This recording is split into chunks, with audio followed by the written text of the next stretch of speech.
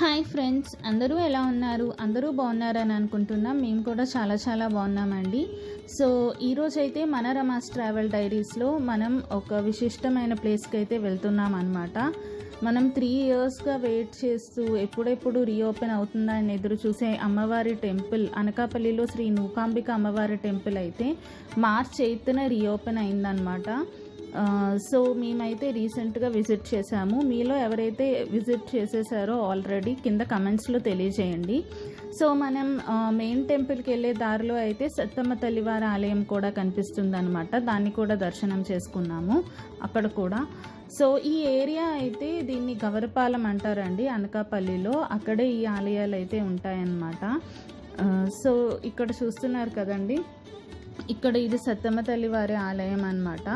అలా ఈ ఆలయంకి కొంచెం దగ్గరలోనే మనకి మెయిన్ టెంపుల్ అయితే ఉంటుందన్నమాట. సో ఇక్కడ చూస్తున్నారు కదండి, దారి అంతా మనకి అమ్మవారి హోర్డింగ్స్ కూడా కనిపిస్తుంటాయి.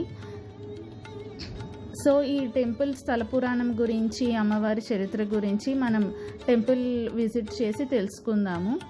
పదండి.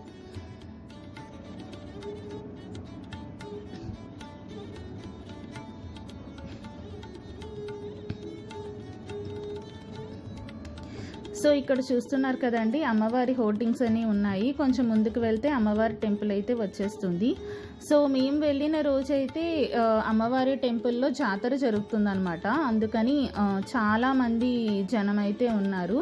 సో మనం క్యూస్ వచ్చేసరికి మనకి ఫ్రీ దర్శనం 100 రూపీస్, 200 రూపీస్ ఇలా డిఫరెంట్ క్యూస్ ఉంటాయన్నమాట. డిఫరెంట్ టికెట్స్ ఉంటాయి. 200 రూపీస్ టికెట్ తీసుకున్నట్లయితే మనం డైరెక్ట్గా చిన్న క్యూ ఉంటుంది, ఎక్కువ రష్ ఉండదు. ప్లస్ డైరెక్ట్గా గర్భాలయంలోకి వెళ్ళి అమ్మవారిని దగ్గరగా దర్శనం చేసుకోవచ్చు అనమాట. ఇది టెంపుల్ న్యూ టెంపుల్ కన్స్ట్రక్షన్ అనమాట. చాలా అద్భుతంగా ఉంది. లోపల అమ్మవారి విగ్రహాలతో చాలా అద్భుతంగా అయితే రీకన్స్ట్రక్షన్ చేశారనమాట. సో ఇక్కడ చూస్తున్నారు కదండి, నూకాంబిక అమ్మవారి దేవస్థానంలో జరిగే కార్యక్రమాల యొక్క టైమింగ్స్ అయితే ఇక్కడ రాసున్నాయన్నమాట. సో టెంపుల్ టైమింగ్స్ వచ్చేసరికి మనకి తెల్లవారుజామున 5 గంటల నుంచి మధ్యాహ్నం మనకి 12 గంటల వరకు అలా ఉంటుందన్నమాట. తర్వాత మళ్ళీ సాయంత్రం 4 గంటలకి మళ్ళీ ఓపెన్ చేస్తారు.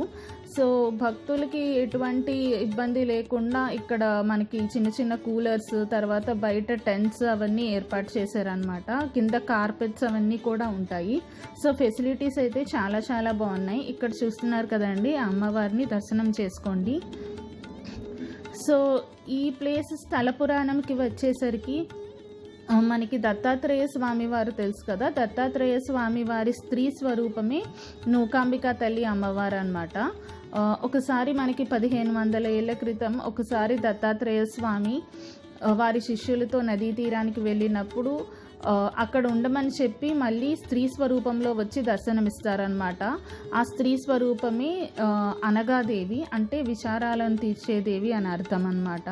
సో అప్పటి నుంచి అనగాదేవిగా అమ్మవారు పూజలు అందుకునేవారు. అప్పటి నుంచి ఈ ప్లేస్ని అనగాపల్లి అని పిలిచేవారు అనమాట. అది క్రమేణా మనకి అనకాపల్లిగా మారిపోయింది. సో ఈ ప్లేస్ తర్వాత కాకతీయులు పరిపాలించేటప్పుడు కాకతాంబగా, తర్వాత కాకర్లపూడి రాజులు పరిపాలించేటప్పుడు నూకాంబిక అమ్మవారుగా కొలిచేవారనమాట. అనకాపల్లిలో గ్రామదేవతగా కొలిచేవారు. సో ఇక్కడంతా చూస్తున్నారు కదండి, బయట స్టాల్స్ అయితే ఉన్నాయి. ఇది దత్తాత్రేయ స్వామి వారి స్త్రీ స్వరూపం అమ్మవారు కాబట్టి మనకి లోపల దత్తాత్రేయ స్వామి వారి ఉపాలయం కూడా ఉంటుంది. నేను వీడియోలో రికార్డ్ చేయలేదు, కానీ మీరు చూడడం మాత్రం మర్చిపోకండి మీరు ఇక్కడ విజిట్ చేసినప్పుడు.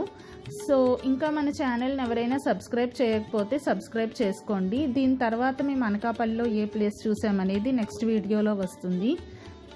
సో మన వీడియోస్ని ఫాలో అవుతూ ఉండండి.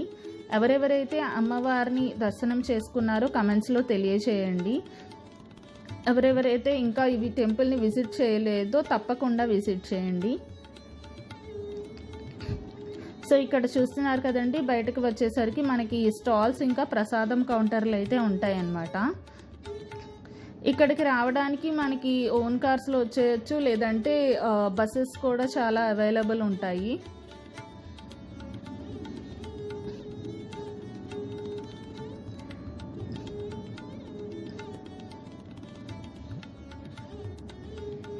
సో ఇక్కడ చూస్తున్నారు కదండి, అమ్మవారిని దర్శనం చేసుకొని మేమైతే బయటకు వచ్చేసామన్నమాట.